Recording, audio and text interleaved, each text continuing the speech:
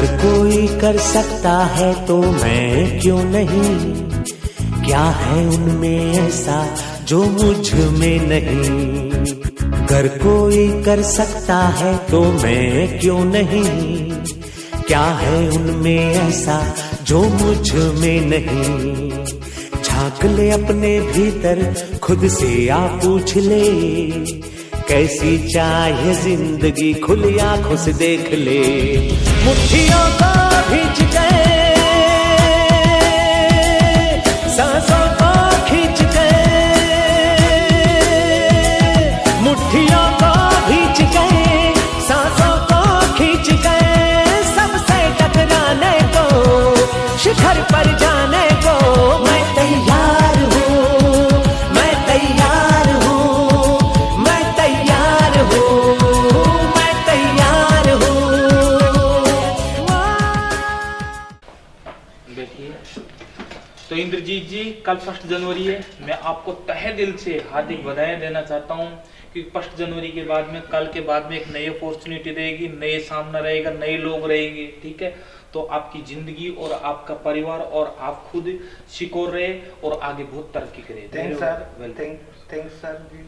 Sir आपने हमारे बीच में इतना बड़ा टाइम निकाल के आप यहाँ आए हो और हमको कुछ चीजें दे रहे हो सिस्टम के बारे में, तो दोस्तों सर को थैंक्स करना चाहता हूँ। बिल्कुल कि सर मेरा एक इस बिजनेस में सवाल रहेगा एक, कि सर जो भी लोग अपने बीच में, कोई बहुत सारी कंपनियां रहती है, उसमें क्या होता है सर, बहुत सारे लोग जिनके पास बहुत सारा पैसा रहता है वो जल्दी से अचीवमेंट कर लेते हैं, लेकिन अपने सिस्टम में जो गरीब लोग भी आते हैं और वो लोग भी क्यों, यानी कि इतना हार्ड वो नहीं किया, यानी कि नॉर्मली इतना इजी कर दिया, हर इंसान तुरंत का तुरंत खरीद सकते हैं और तुरंत का तुरंत लीडर बन सके, इस पे काम किया। Thank you sir. दूसरा एक सवाल सर मेरा है कि सर बहुत सारी कंपनियां रहती है, उसमें क्या है सर CMD रहते हैं, डायरेक्टर रहते हैं, वो लोगों के साथ लेके नहीं चल पाते, लेकिन सर आप में ऐसा क्या था जो आप सभी लोगों को साथ में लेके चल रहे हो, बहुत सारे टाइम नहीं मिलता फिर भी टाइम दे रहे हो, तो इसमें इसका क्या रीजन है सर? बिल्कुल, देखो पहला जो मैंने जो जिससे इंस्पायर हुआ था, ठीक है, वो है मेरे गुरु, ठीक है, जो IAS है अभी मंत्रालय में, ठीक है।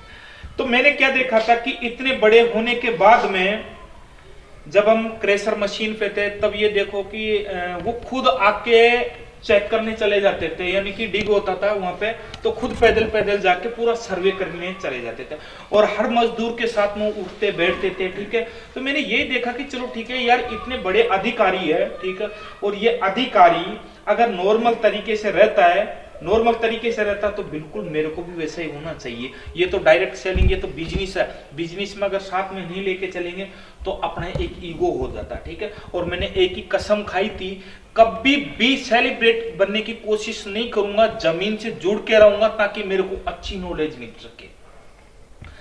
नॉलेज मिल सके और आप लोगों के और हर डिस्ट्रीब्यूटर के बीच में जाता रहूंगा। आज भी ये देख लो कि मेरे फोन में आज भी कोई बंदा तुरंत रात के 12 बजे भी कॉल करता तो मैं उसको जवाब देता हूँ, सेटिस्फाई करता हूँ।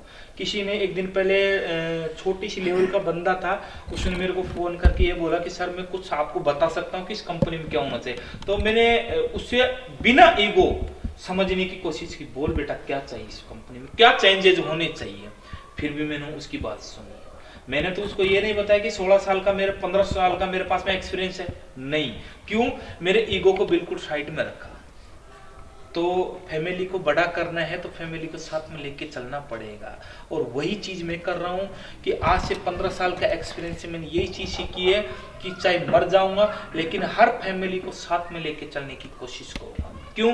क्योंकि मेरा मिशन, मेरे को पैसों का लालच नहीं है। आज अगर चाहता, ठीक है, मैं नौकरी अच्छी भली नौकरी कर रहा था, ठीक है, बैंक में चाहता तो पैसा तो वहां पे भी कमा सकता था, ठीक है, मैं तो कलेक्टर के माध्यम से सब कुछ कर सकता था, नौकरी बहुत बड़े पोस्ट पे, लेकिन ना, क्योंकि मेरा ये था कि लोगों की सेवा करने का मौका हर इंसान का रहता है, कुछ न कुछ। आज जो आप कर रहे हो, आप भी सेवा कर रहे हो।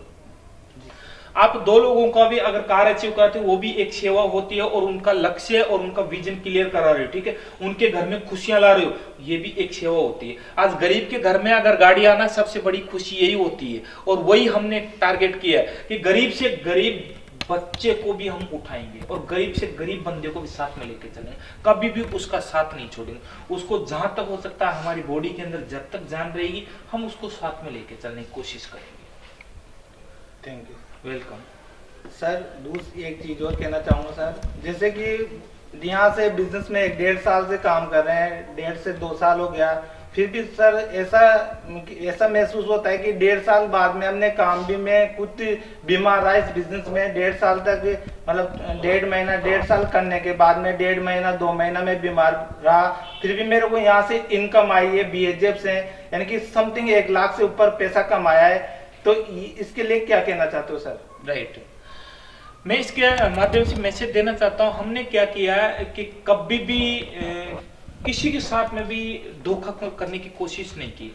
आपको कोरोना हुआ, ठीक है, कुछ भी हुआ, ठीक है, बीमारी हुई, आप 1 महीने तक बेड रेस्ट कर रहे थे, हॉस्पिटल में थे, ठीक है, लेकिन प्रॉपरली मैं बताना चाहता हूं कि आपको जितनी तारीख को चेक चाहिए था उससे 2 दिन पहले हमने भेजने की कोशिश की। जब हमारे को पता लगा कि ये बंदा बीमार है तो चलो ठीक है, यानी कि जरूरत है पैसों की, ठीक है, तो आपका 1.5 लाख से प्लस 1 महीने का 1.5 लाख से प्लस ही होंगे। इतना कैलकुलेशन तो नहीं किया, लेकिन हमने जितना था उसे 2 दिन से पहले क्लोजिंग करवा के कोशिश की कि सामने वाले के पास में पैसा जाए और टाइम पे पैसा जाए। हमने ये नहीं कहा कि बहुत सारी कंपनी को होता है 1 महीने 10 दिन, 1 महीने 20 दिन में, ऐसे 1 महीने के बाद में पे आउट आता, लेकिन हमने इतना फास्ट कर दिया। एक बंदे की बदौलत क्यों, बीमार है, पैसों की जरूरत है, हम कैसे न कैसे करके उसकी मदद कर सके। तो हमने हर चीज में यही कहा कि कैसे भी किसी भी परिस्थिति में कोई भी डिस्ट्रीब्यूटर के साथ में कुछ भी होता है तो उसके पास में टाइम से पैसा पहुंचना चाहिए, ये चीज हमने। दोस्तों थैंक यू सर के लिए।